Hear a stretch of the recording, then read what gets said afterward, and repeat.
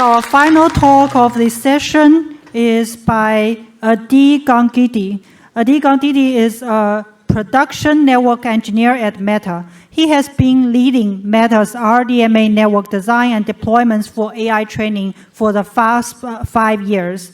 Now he's going to share his experience on building such large-scale, meta-scale system with us. Thanks.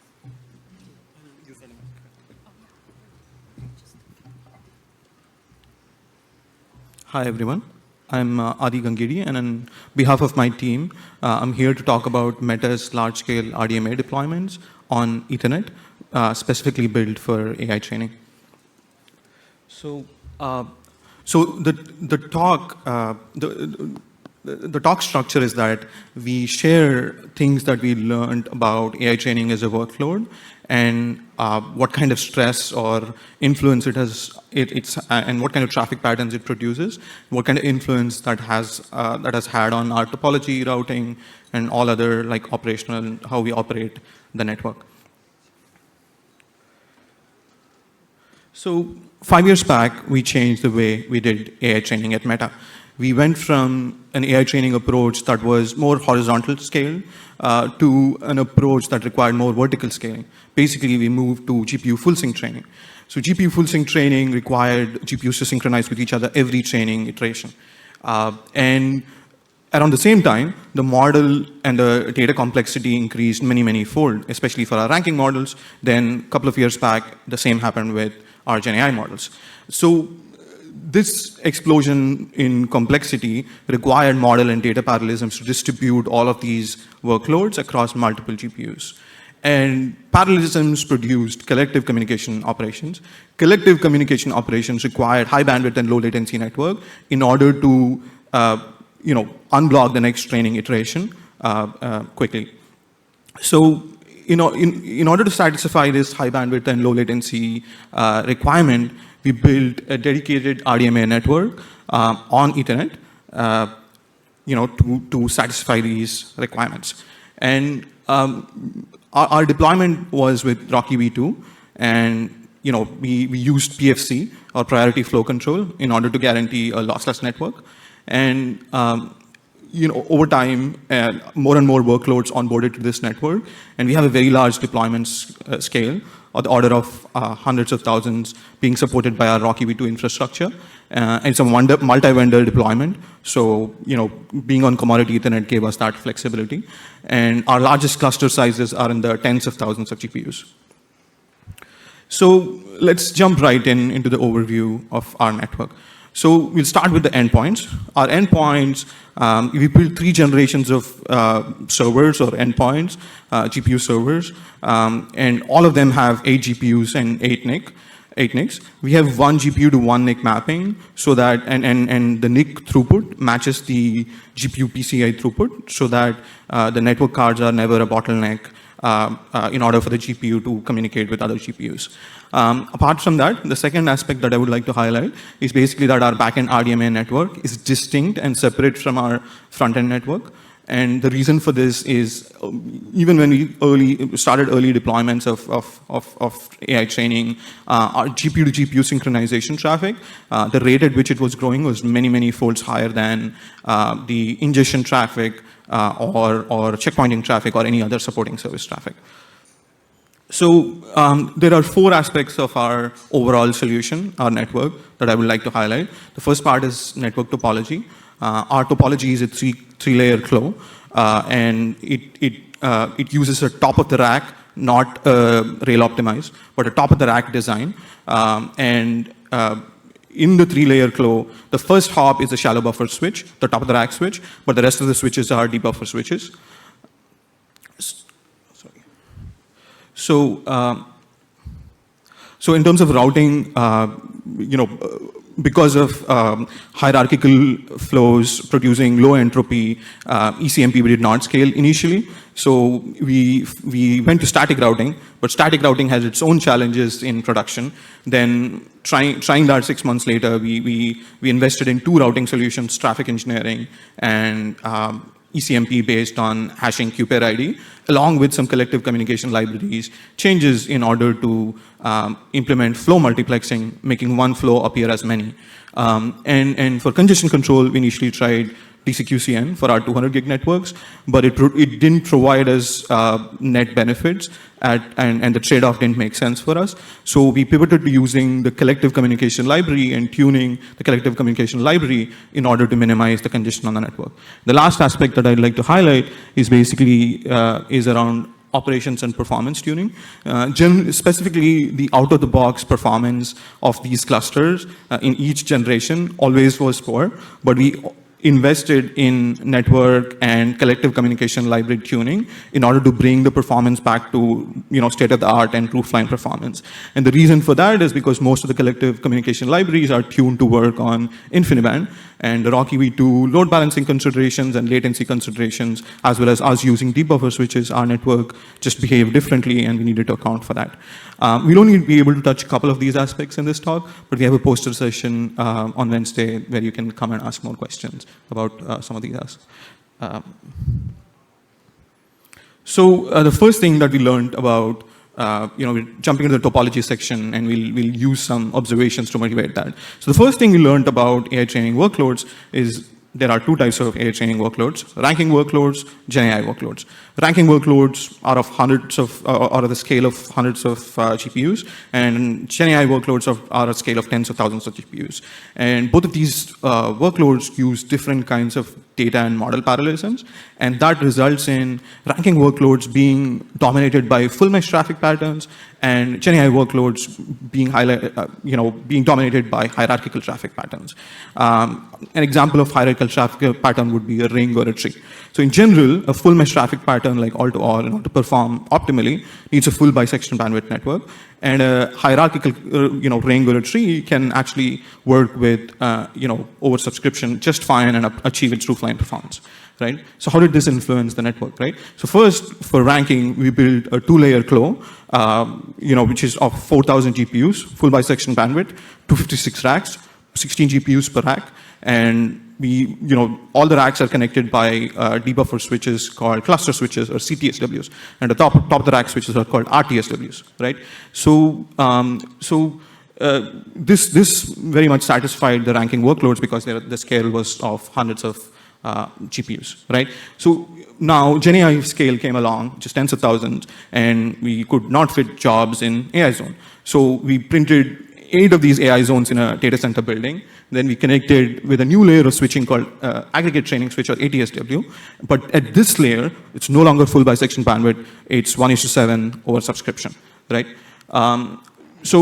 And this worked fine for Gen AI workloads because they are dominated by hierarchical traffic patterns. We also made changes to our scheduler to have network topology awareness so that this bandwidth was never a problem. This bandwidth restriction at the third layer of CLO was never a problem. So concluding the topology section, TOR-based topology gave us extensibility. It helped us go from 2 hops to 3 hops when the workloads changed. And it can do that again. If Gen AI workloads scale further, we can easily extend. So CLO topology really worked for us. And the TOR-based topology also really worked for us because it helped us have the network switch in the same rack as the network cards. And the distance was short, so we could use stacks instead of optics. So we no longer had to worry about failures as much, right? So the next section is we'll talk about load balancing, and we'll motivate some data with an amount of flows that each collective produces out of the box, right? So these are tens of flows, and this is not, if we use any hashing-based scheme like ECMP out of the box, this will perform very poorly because load balancing will not be good enough, right?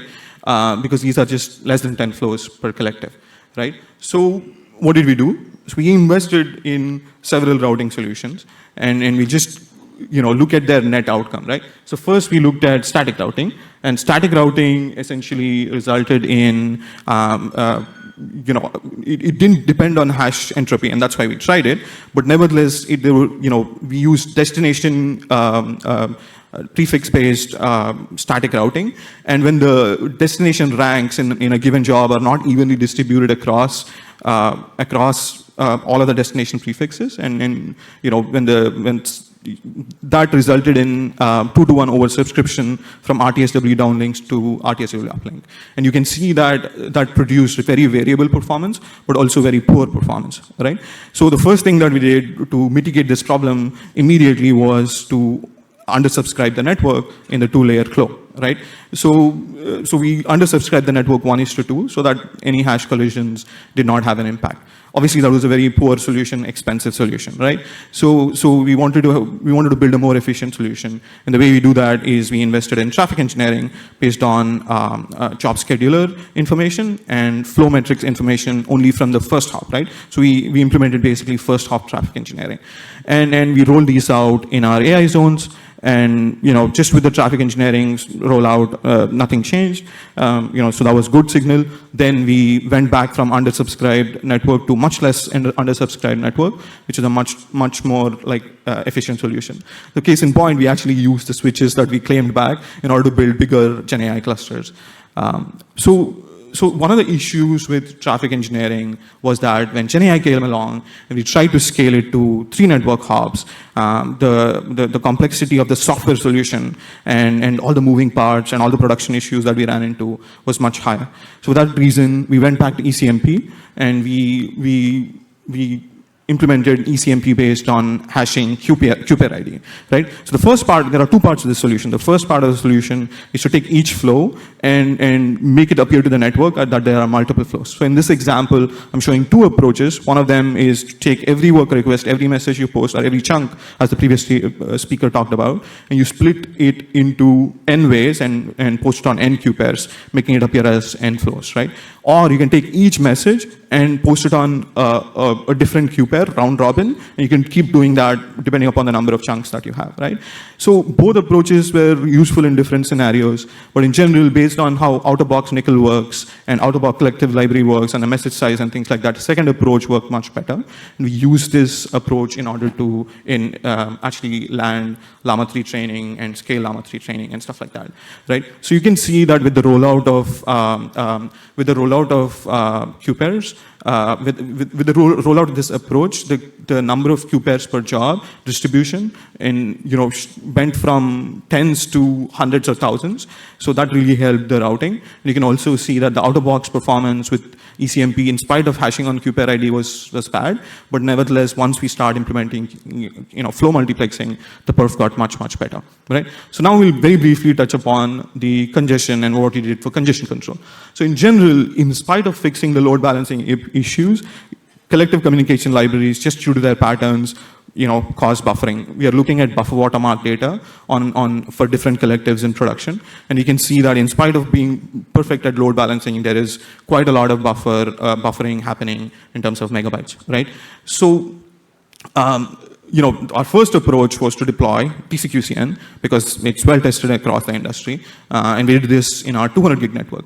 In general, tuning TCQCN was a hard endeavor to get the sweet spot, but even when it looked like we did not see a net benefit in the sense that, we could see low buffering for some combinations, but at cost of throughput or completion time, or we could see, high buffering and maybe any marginal increase in performance, but it wasn't worth it, right? So because of that, we pivoted to a collective communication library-based congestion control, right? So understanding what we did here requires some understanding of collective communication library architecture out of the box, for example, Nickel or so, or how it's implemented in our production, right? So collective communication library that's used at Meta, it's mostly similar to upstream Nickel, it uses 2-stage copy as well as 2-sided communication, meaning that the receiver has to send information about what data needs to be coming back from the sender to the receiver, right? So that's one. And once the receiver sends a clear to send signal to the sender cannot send all of this, or is not sending all of that data in one shot, but it's actually using an interim buffer on the sender. We call that as channel buffer in order to send that data, right? So we can take advantage of this fact by limiting the amount of congestion by tuning this channel buffer.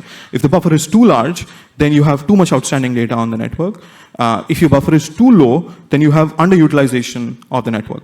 So you need to tune on the buffer on a collective basis just right, and in order to get like good completion time, right? And this is exactly what we did with this approach. We saw very good completion time, an optimal completion time, without actually seeing as much buffering as with out-of-box collective communication library.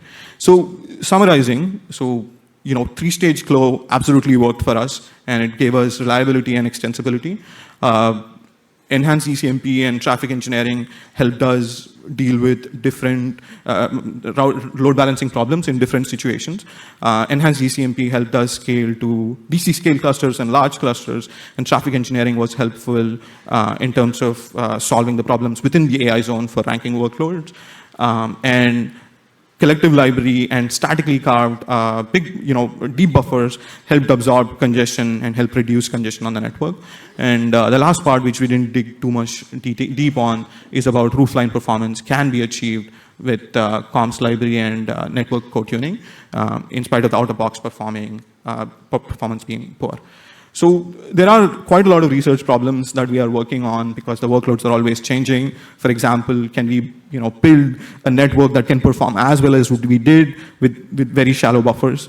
As GenAI becomes larger and larger in scale, clusters need to go outside the data center. That means that the links, the latency of the links that we need to perform lossless network on goes up. So is the lossless network still the right choice, or can we look at lossy? Can we have a fungible routing solution? We are looking at, for example, flow-led load balancing that works for all of deployments, right? Can we design topologies that work for distributed inference, GenAI training, ranking, and all of these things, right? And it's an exciting space. So if you are excited about some of the problems, some of these problems, please get in touch. Thank you so much.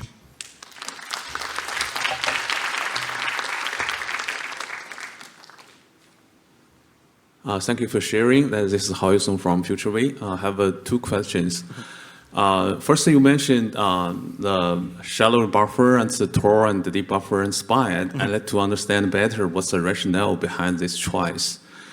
And the second question is about ECMP. We know ECMP has a low entropy, and you mentioned you might consider flow rate in the future, but I think that still doesn't work very well in the AI training context. Have you ever thought about other methods like packet spraying, and what's the major challenges behind it? Yeah, thank you. I'll answer the second question first, and then you may have to repeat the first one. But for load balancing, we have looked at flowlets. Actually, the data is rather encouraging based on how we have tuned flowlets. We see that it can actually achieve very optimal performance, very similar to traffic engineering in all-to-all and all-reduce and all the collectives. But we also see that it has the operational simplicity of something like ECMP, right? So we have some initial data in the paper about how we went about tuning it, but nevertheless, it's promising. We're definitely looking at multiple other approaches. But packet spraying is hard because then you need support from the endpoint of reassembling in memory, and not all the NIC vendors support it. And the first question was? Yeah, we understand most incast incurred congestion happens the Tor switch. Right. So what's the rationale behind choosing a shallow buffer at that location? Oh yeah, I think it comes with quite a lot of other reasons apart from congestion itself. But one of the reasons is that shallow buffer switches, we could use white box switches, and we could, a lot of the co-tuning, if you go look at the paper in the last section that we did, was actually like, hey, taking control messages and putting them on a different queue, right, than data messages. All of that flexibility came from us using white box switches, where we could very easily change that behavior and stuff like that, right?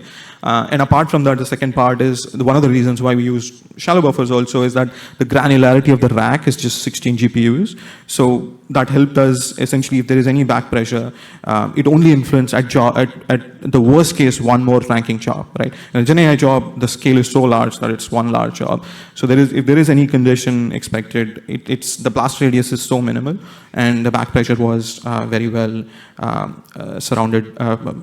very well stopped by the spine switch. Apart from that, although it is a shallow buffer switch, we only used half of the ports, 16 up, 16 down, when the switch can support 32 up, 32 down. So that also helped us get more per port buffer. So that also helped us like deal with shallow buffers. Thank you. Let's take only one last question. Maybe you first. Okay, thank you. My name is Zuo Jiang. I'm from ByteDance. So I think it's give a very detailed introduction of the technologies. So I have two specific questions. So the first one is about I'm very interested in the all reduce performance result you give us. You say the all reduce with static routing, it has low performance issue. So I have heard that others are using like multi-rail topology to do that. So I'm thinking like, if static routing with multi-rail topology, will it still suffer that much? That's my first question. Another question is, Let's not take okay, that's okay, okay. Yeah. So static, I think the question was generally around ECMP and static routing, right? Sorry, static routing and all reduced performance. All reduced performance with static routing with multi-rail network topology. Right, right. So we didn't use multi-rail network topology, mainly because of operational reasons and the bandwidth latency. So multi-rail topology is biased latency, right? It helps you get less network hops and helps you buy latency, right? The bandwidth latency trade-offs did not make sense up until 400 gig, right? So in the future, we may look at multi-rail topologies, but till now, the latency trade-offs were completely fine in order to get roofline performance with all reduced there, right? So that's why we didn't use multi-rail. But multi-rail could also produce optimal performance with all reduced. Because it has low latency and there is no routing issues and stuff like that, it could be. But there are certain issues with multi-rail topologies, especially when you do all-to-all. You may have to use some compute resources in order to switch from rail traffic from one rail of traffic to another rail of traffic. So that's one more reason why we didn't do